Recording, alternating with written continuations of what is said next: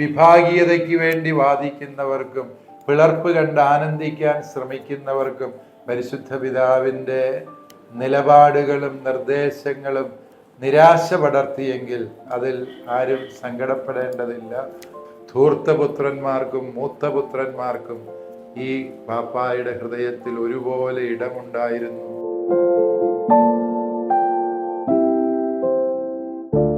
Francis മാർപ്പാപ്പായുടെ ദേഹവിയോഗത്തിൽ ലോകമൊന്നാകെ കേഴുന്ന സാഹചര്യമാണ്. ലോകത്തിന് ധാർമ്മികതയുടെ ഒരു ശബ്ദം നിലച്ചുപോയി. ലോകത്തിലെ നിരാലംബരായ, പീഡിതരായ സകല മനുഷ്യർക്കുമുള്ള പ്രത്യാശയുടെ ദീപനാളം അണഞ്ഞുപോയി എന്നുള്ള ദുഃഖമാണ് ഈ വിലാപത്തിന് പിന്നിലുള്ളത്. കേവലം ഒരു മതസമൂഹത്തിൻ്റെ ആചാര്യൻ എന്നതിനപ്പുറത്തേക്ക് ഈ ഭൂമിയിൽ സുവിശേഷത്തിൻ്റെ ശബ്ദമാകാൻ, ക്രിസ്തുവിൻ്റെ യഥാർത്ഥ വികാരിയാകാൻ ഫ്രാൻസിസ് മാർപ്പാപ്പായ്ക്ക് കഴിഞ്ഞു എന്നുള്ളത് അദ്ദേഹത്തിൻ്റെ ജീവിതം നൽകുന്ന സനാതനമായ സാക്ഷ്യമാണ്. ഫ്രാൻസിസ് മാർപ്പാപ്പായുടെ ജീവിതം പരിശോധിക്കുമ്പോൾ ആ ജീവിതത്തിൽ നിന്ന് നാം പഠിക്കേണ്ട ഒത്തിരി പാഠങ്ങളുണ്ട്. ക്രിസ്തുവിൻ്റെ മനസ്സുള്ള ഒരജപാലകൻ എങ്ങനെയാണ് പ്രതികരിക്കേണ്ടത്, എങ്ങനെയാണ് പ്രവർത്തിക്കേണ്ടത് എന്നുള്ളത് ഫ്രാൻസിസ് പാപ്പായുടെ ജീവിതത്തിൽ നിന്ന് നാം പഠിക്കേണ്ടതുണ്ട്. നിരന്തരമായി അധ്വാനിച്ചു കൊണ്ടിരിക്കുന്ന വ്യക്തിയായിരുന്നു ഫ്രാൻസിസ് മാർപ്പാപ്പ. തൻ്റെ രോഗാവസ്ഥകളെയൊക്കെയും അവഗണിച്ചുകൊണ്ട് സഭയുടെ ഇടയ ശുശ്രൂഷ അത് കുറ്റമറ്റ രീതിയിൽ നിർവഹിക്കാൻ തന്നെ മറന്ന് അദ്ദേഹം അധ്വാനിച്ചു എന്ന് ആ ജീവിതത്തെ അടുത്തറിയുന്ന എല്ലാവർക്കും അറിവുള്ള വസ്തുതയാണ്. ഫ്രാൻസിസ് മാർപ്പാപ്പ ഒരുപാട് വിമർശനങ്ങളെ നേരിടേണ്ടി വന്ന ഒരു പാപ്പായാണ് എന്ന് നമുക്കറിയാം. കാരണം വ്യവസ്ഥാപിത മാർഗങ്ങളോട് വിശ്വസ്തത പുലർത്തുമ്പോൾ തന്നെ അവയുടെ ഊരാക്കുടുക്കുകളിൽ നിൽക്കാൻ ഇഷ്ടപ്പെടാത്ത മാർപ്പാപ്പ പുതിയ വഴികൾ വെട്ടിത്തെളിച്ചു.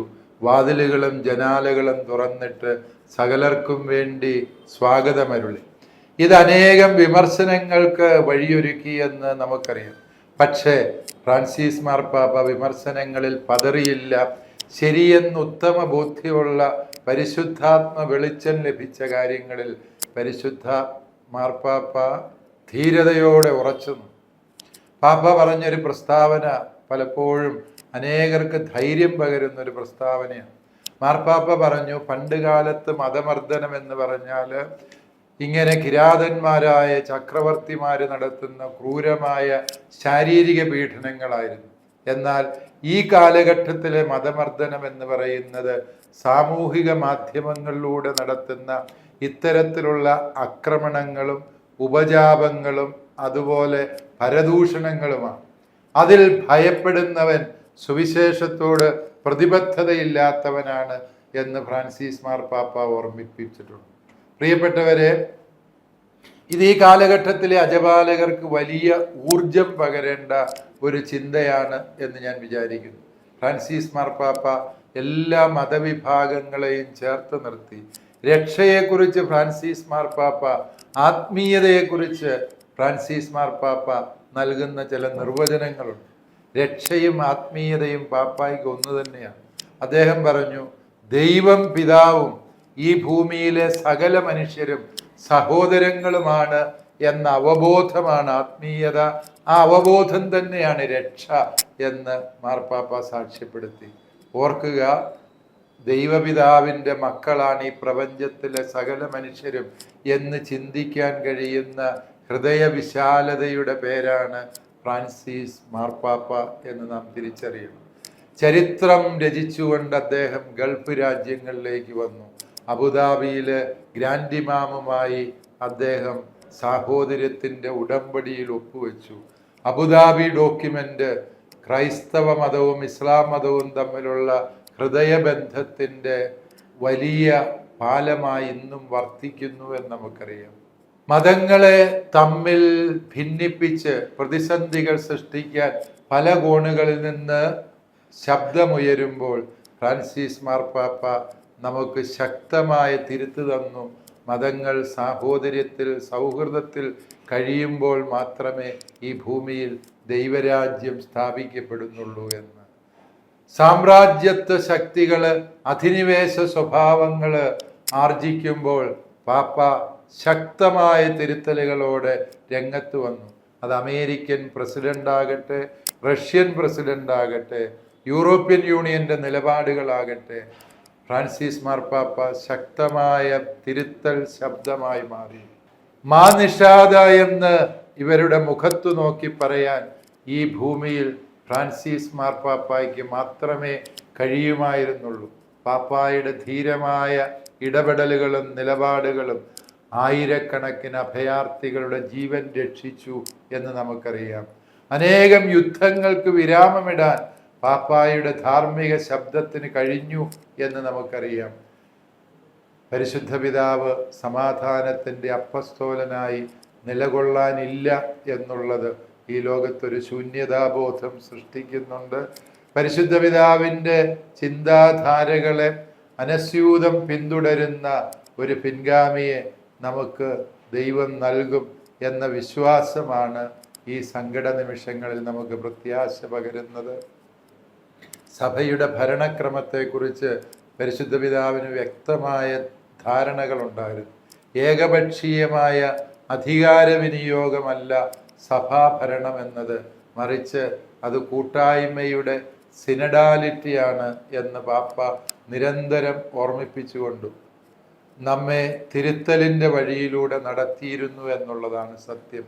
സംസാരിക്കുന്നതിനേക്കാൾ അപരനെ കേൾക്കുന്നതാണ് അജപാലനത്തിൻ്റെ യഥാർത്ഥ ആധ്യാത്മികത എന്ന് പാപ്പ നൽകിയ ആ പാഠം എല്ലാ അജപാലകർക്കും പാഠപുസ്തകമായി പരിണമിക്കട്ടെ എന്ന് പ്രാർത്ഥിക്കുന്നു. നമ്മുടെ മാതൃസഭയായ സിറോ മലബാർ സഭയോട് പരിശുദ്ധ പിതാവിന് അതിരറ്റ സ്നേഹമുണ്ടായിരുന്നു. ഈ സഭയുടെ ശക്തിയെക്കുറിച്ച് പരിശുദ്ധ പിതാവിന് കൃത്യമായ അറിവുണ്ടായിരുന്നു എന്നുള്ളതാണ് സത്യം. നിരന്തരം ഈ വിഷയത്തെക്കുറിച്ച് പാപ്പ നമ്മളെ ഓർമ്മിപ്പിച്ചിട്ടുണ്ട്. ചെറിയ പ്രതിസന്ധികളൊക്കെ ഈ സഭയുടെ ചില കോണുകളിൽ രൂപപ്പെട്ടപ്പോൾ അതെങ്ങനെയാണ് തിരുത്തേണ്ടത് എന്ന് കൃത്യമായ ദിശാബോധത്തോടെ പാപ്പ നമുക്ക് മാർഗനിർദ്ദേശങ്ങൾ നൽകി. അതിന് വിരുദ്ധമായ വിഘാതമായ പ്രതികരണങ്ങൾ ഉണ്ടായപ്പോഴും പാപ്പ ഈ സഭയെ ഓർമ്മിപ്പിച്ചത് നിങ്ങൾ കൂട്ടായ്മയിൽ പോകണം, ഒരു പിളർപ്പിൻ്റെ വഴിയിലേക്ക് ഒരിക്കലും നടക്കരുത് എന്ന് കൃത്യമായ നിർദ്ദേശം നൽകിയിരുന്നു. സഭയുടെ കൂട്ടായ്മയും ഐക്യത്തിനും വേണ്ടി ഏത് വിട്ടുവീഴ്ചയ്ക്കും തയ്യാറാകണം എന്ന പരിശുദ്ധ പിതാവിൻ്റെ നിർദ്ദേശങ്ങളും പരിശുദ്ധ പിതാവിൻ്റെ ഉപദേശങ്ങളുമാണ് ആത്യന്തികമായി നമ്മുടെ സഭയെ എപ്പോഴും നയിച്ചുകൊണ്ടിരിക്കുന്നത്. അതുകൊണ്ട് വിഭാഗീയതയ്ക്ക് വേണ്ടി വാദിക്കുന്നവർക്കും പിളർപ്പ് കണ്ട് ആനന്ദിക്കാൻ ശ്രമിക്കുന്നവർക്കും പരിശുദ്ധ പിതാവിൻ്റെ നിലപാടുകളും നിർദ്ദേശങ്ങളും നിരാശ പടർത്തിയെങ്കിൽ അതിൽ ആരും സങ്കടപ്പെടേണ്ടതില്ല. കാരണം ഫ്രാൻസിസ് മാർപ്പാപ്പ ഐക്യത്തിൻ്റെ പാപ്പായായിരുന്നു. പരിശുദ്ധ പിതാവ് സ്നേഹത്തിൻ്റെ പാപ്പായായിരുന്നു. ആ ഹൃദയത്തിൽ എല്ലാവർക്കും ഇടമുണ്ടായിരുന്നു. ധൂർത്തപുത്രന്മാർക്കും മൂത്തപുത്രന്മാർക്കും ഈ പാപ്പായുടെ ഹൃദയത്തിൽ ഒരുപോലെ ഇടമുണ്ടായിരുന്നു എന്ന തിരിച്ചറിവ് സമകാലിക പ്രതിസന്ധികളെ അഭിമുഖീകരിക്കാൻ നമുക്ക് ശരിയായ ദിശാബോധം പകരും എന്ന് ഓർമ്മിക്കുക. പരിശുദ്ധ പിതാവിനെ തന്ന നല്ല ദൈവത്തിന് നമുക്ക് നന്ദി പറയാം. പരിശുദ്ധ പിതാവിനെ നിത്യസമ്മാനത്തിനായി വിളിച്ച ദൈവപിതാവിൻ്റെ തിരുഹിതത്തിന് മുമ്പിൽ നമുക്ക് ശിരസ് നമിക്കാം. ഇത്രയും കൃപ നിറഞ്ഞ വ്യക്തമായ സുവിശേഷ ബോധ്യങ്ങളുള്ള ഒരു പരിശുദ്ധ പിതാവിൻ്റെ കീഴിൽ പതിറ്റാണ്ടിലേറെ നമുക്ക് ശുശ്രൂഷ ചെയ്യാനും പ്രവർത്തിക്കാനും കഴിഞ്ഞു എന്നുള്ളതിൽ നമുക്ക് അന്യോന്യം അഭിനന്ദിക്കുകയും ചാരിതാർത്ഥ്യമടയുകയും ചെയ്യാം. പരിശുദ്ധ ഫ്രാൻസിസ് മാർപ്പാപ്പ ഇനിയുള്ള സഭാജീവിതത്തിലുടനീളം നമുക്ക് മങ്ങാത്ത പ്രകാശമായി കൂടെയുണ്ടാകും. സ്വർഗത്തിൽ നമുക്ക് വഴിവിളക്കായി കൂട്ടിനുണ്ടാകും എന്ന വിശ്വാസം ഈ സങ്കടകാലത്തെ അതിജീവിക്കാൻ നമ്മെ ശക്തിപ്പെടുത്തട്ടെ. ദൈവത്തിന് സ്തുതി.